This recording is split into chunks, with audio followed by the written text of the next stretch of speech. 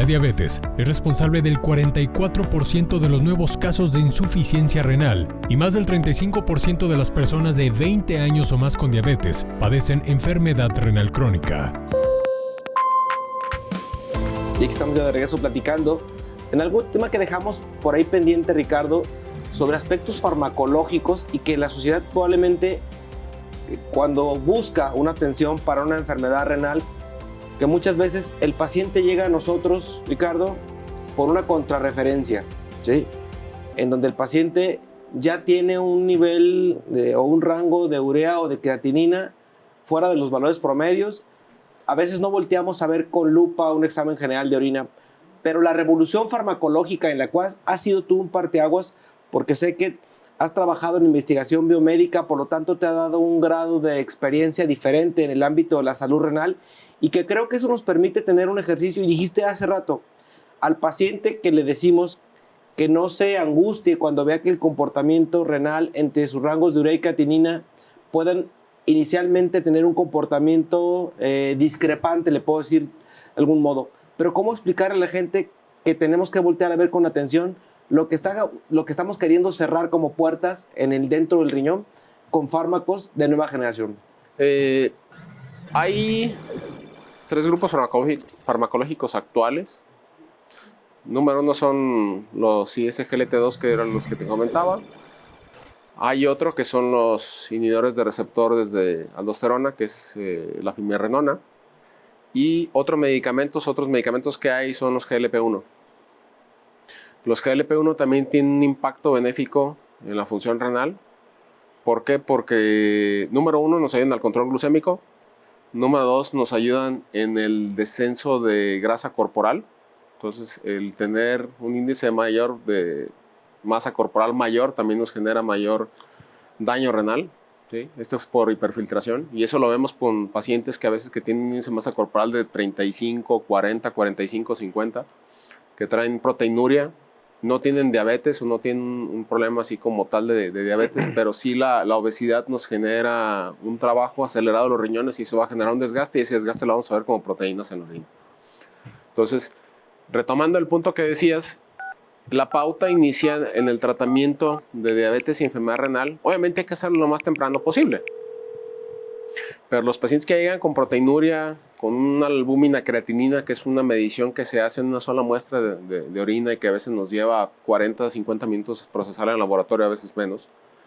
Ese es un marcador muy importante y sigue siendo la piedra angular del impacto a nivel renal de la diabetes. ¿Por qué? Porque hay pacientes que podrán tener a veces creatinina de 0.5, 0.4, que si se lo sacamos o calculamos su función renal, pues puede tener una función renal a veces de 130, 140.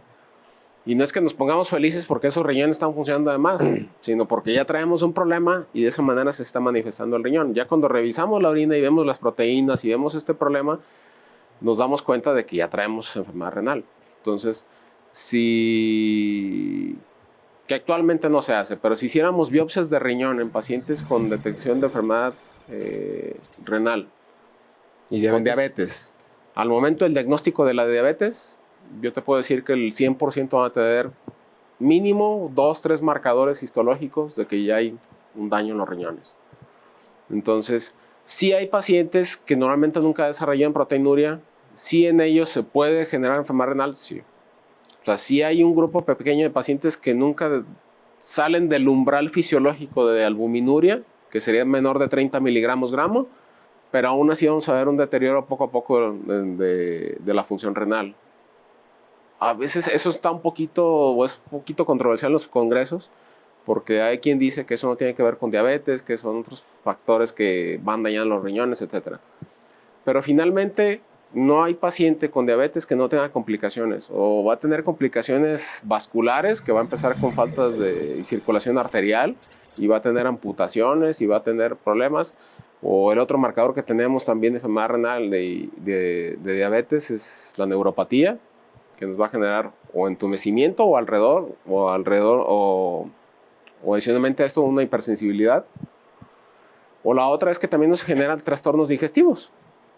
Y desafortunadamente, pues también a veces es angustiante a uno ver pacientes como pues fallecen por diarrea.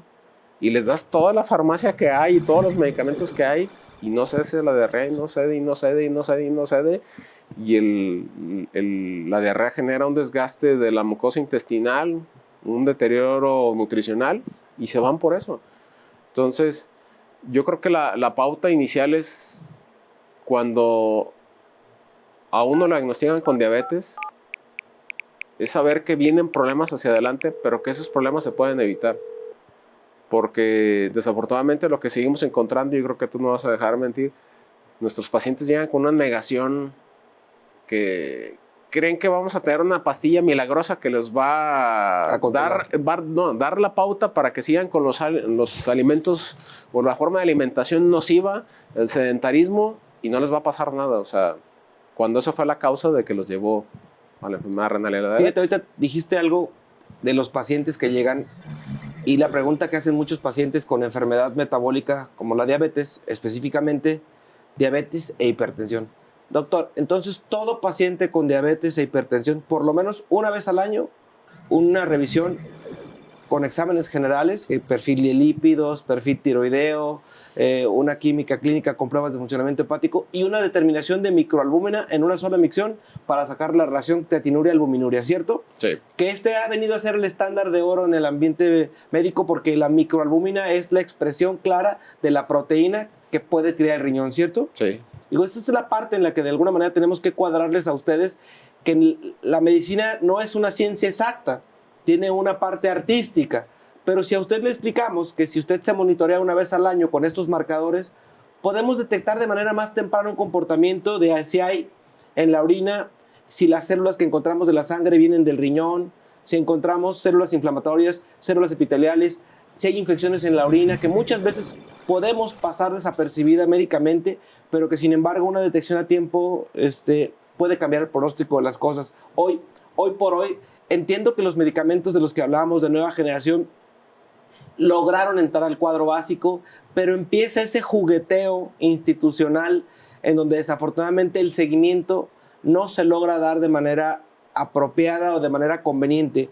Por lo tanto, centros especializados como el Centro del Riñón, pues ha trabajado no solo en tener los medicamentos, sino también en tener los estudios diagnósticos específicos, porque algo importante que les decimos a los pacientes, Ricardo, y no me dejarás mentir, es que el estudio de orina tiene que ser casi de manera inmediata su procesamiento, ya que la desnaturalización de las proteínas cuando el manejo de la muestra no es apropiado para llevar a cabo la realización, no es confiable. Y muchas veces la muestra de orina se manda a procesar a otros laboratorios alternos porque un laboratorio no se encarga de realizar estudios diagnósticos específicos. Por eso hago este planchado del tema, porque entiendo que a nosotros nos ha venido a revolucionar y representa una inversión para los laboratorios, para las clínicas, tener todo el equipamiento necesario. Leíamos hace un rato, antes de entrar al cuadro, la parte de producción y nosotros, qué características y qué perfil debe tener una clínica especializada en el área de la salud renal. Y fíjate que una parte importante de con lo que cuenta el Centro del Riñón, Ricardo, con laboratorio, es con un laboratorio especializado para poderle enmarcar al paciente un criterio diagnóstico de alta especialidad, un ultrasonido de alta gama como el que opera la doctora Anaí, que nos permite muchas de las veces ni siquiera llegar a requerir la realización de un estudio de biopsia solo por los cambios. Hablabas tú de un crecimiento del paciente con diabetes y dice, estos riñones parecieran que están inflamados. Exactamente, el paciente está entrando en una fase de hiperfiltración, hacen una nefromegalia compensatoria que es parte de lo que el comportamiento clínico tiene. Son detalles muy importantes que probablemente en este siguiente bloque podríamos decirle a la gente para poderlo dejar más a detalle. Vamos a ir a un corte comercial y regresamos. ¿Te parece? Acaba. Continuamos. La presencia de proteínas en la orina es el primer signo de enfermedad renal en personas con diabetes y prediabetes.